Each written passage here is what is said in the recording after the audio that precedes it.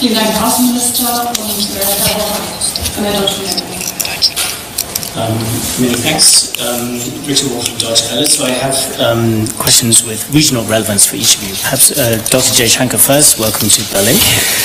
The authorities in Bangladesh say that they will seek extradition of the former Prime Minister Sheikh Hasina. Will India consider such a request?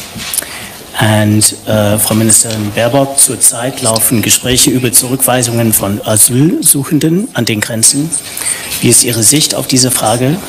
Und gibt es bereits Gespräche mit den betroffenen Nachbarländern wie Österreich, Tschechien oder Frankreich? Danke.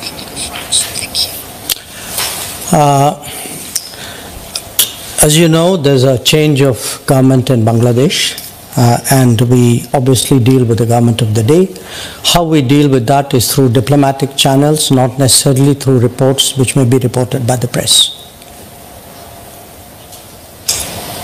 Dann springen wir einmal, da sieht man das auch in herausfordernden Zeiten, natürlich regionale und nationale Themen immer auch Außenministerinnen und Außenminister begleiten. Wir kommen ja hier heute in Deutschland, gerade als Politikerinnen und Politiker, aus einer Feierstunde, unserer Feierstunde zum Grundgesetz. তো এই ভিডিওটা খুব controversial একটা video এবং এই video নিয়ে নানা রকম প্রশ্ন উঠছে এবং কিছুদিন আগেরকারই এই ভিডিও যেখানে কিন্তু ভারতের পররাষ্ট্রমন্ত্রী ডক্টর এস জয়শঙ্কর কিন্তু তিনি 6 দিনের বিদেশ ভ্রমণে গিয়েছিলেন, যেখানে তিনি আরব, জার্মানি প্রভৃতি জায়গায় কিন্তু ভিজিট করবেন। এবং এই যে ভিডিওটা আপনারা দেখলেন, এটা জার্মানিতে একটা প্রেস কনফারেন্সের ভিডিও, যেখানে যারা প্রেস থেকে একজন ব্যক্তি তিনি কিন্তু ডক্টর জয়শঙ্করকে প্রশ্ন করেছিলেন যে সাবেক প্রধানমন্ত্রী শেখ হাসিনার বাংলাদেশের প্রত্যাবর্তন নিয়ে ভারত কি সেই প্রত্যাবর্তনকে কনসিডার করবে কি না সেই বিষয়টা। কারণ কিছুদিন আগেই ডক্টর ইউনুস কিন্তু বলেছিলেন, পিটিআইকে দেওয়া একটা সাক্ষাৎকারে বলেছিলেন যে প্রত্যাবর্তন বিষয়ে, শেখ হাসিনার প্রত্যাবর্তন বিষয়ে তারা যা প্রত্যাবর্তন চাইবে ভারতের কাছে, তো সেই বিষয়টা ভারত কনসিডার করবে কি না, এই ধরনের একটা প্রশ্ন তিনি করলেন। এবার এক্ষেত্রে উত্তর দেওয়ার যে পদ্ধতি, দেখুন ডিপ্লোম্যাটিক যে ওয়েতে তিনি প্রথমত আগে আপনাদের বলে দিতে চাইবো যে কী বিষয় এক্ষেত্রে বলা হয়েছে, একদম এক্স্যাক্ট যে বাংলা মানেটা এই যে ডক্টর জয়শঙ্কর বললেন সেই বিষয়টা আপনাদের বলছি।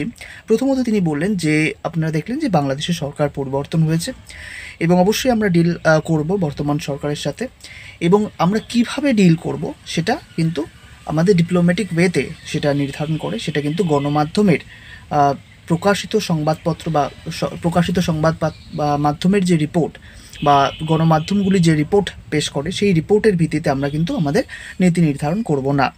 এবং একটা বিষয় আপনারা দেখবেন যে এই কথাটা বলার সময় তার যে কথা বলার যে ধরন, কথা বলার যে অ্যাটিটিউড, সেই বিষয়টা কিন্তু আমরা সকলেই ফলো করেছি এবং এই বিষয়টা অনেকে বুঝতে পারছে না। তারা ডিরেক্টলি প্রশ্ন করছে কোথায় জয়শঙ্কর তো বলেননি যে হাসিনাকে সে প্রত্যাবর্তন করবে না, কিন্তু বিষয়টা একটু কারণ দেখুন এটা হচ্ছে আপনার এটাই একটা ডিপ্লোম্যাটিক ওয়েতে বলার একটা ধরন এবং বলার যে ধরন, এবং তারপর অনেকেই কিন্তু এই বিষয়টা আশা করে ছিল যে আপনারা যদি ভিডিওটা ভালো করে খেয়াল করেন যে পরে ডক্টর জয়শঙ্কর আরও কিছু বলে বিষয়টাকে কনক্লুড করবেন, কিন্তু সেরকম কিছু হয়নি।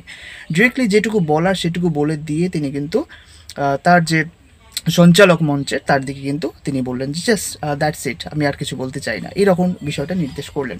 এবং কিছু সাংবাদিক আছে যারা এই বিষয় নিয়ে, বাংলাদেশের কিছু সাংবাদিক বা বাংলাদেশের মদতপুষ্ট কিছু সাংবাদিক, তারা এই বিষয় নিয়ে একটু লাফালাফি করছিল তাদের প্রতিবেদনের মাধ্যমে, ভিডিও প্রকাশের মাধ্যমে, শেখ হাসিনা আসবে ইত্যাদি ইত্যাদি। তো সেই বিষয়টা কিন্তু তিনি ডিরেক্টলি বলে দিলেন। তো এটা সোজাসুজি তাদের গালে একটা চড় মারার মতোই। কিন্তু তারপর বর্তমান যে পরিস্থিতি, যেখানে কিন্তু কিছুদিন আগেই ডক্টর ইউনুস কিন্তু আমেরিকায় গিয়ে বিষয়টাকে পুরো একদম মানে ভান্ডা একদম ফাটিয়ে দিয়েছেন, যেটা হচ্ছে কিভাবে এই আন্দোলন হয়েছে, আন্দোলনের পেছনে যারা প্ল্যানার কী ছিল, কারা ব্রেন ছিল ইত্যাদি। এখন এত কিছুর পরে আমার মনে হয় না এই বর্তমান সরকার বা এখনকার এখন এই সময় সরকারের আর ভারতের কাছে কিন্তু শেখ হাসিনার প্রত্যাবর্তনের বিষয়টা চাওয়ার আর সাহস হবে না। এবং রিসেন্টলি আপনারা এটাও ফলো করছেন, এখন কিন্তু ইউনুস সরকার কোনো আধিকারিক কিন্তু ভারত সরকারের কাছে শেখ হাসিনার প্রত্যাবর্তনের বিষয়ে কোনো প্রশ্ন করছে না, কারণ তারা ফেসে গেছে।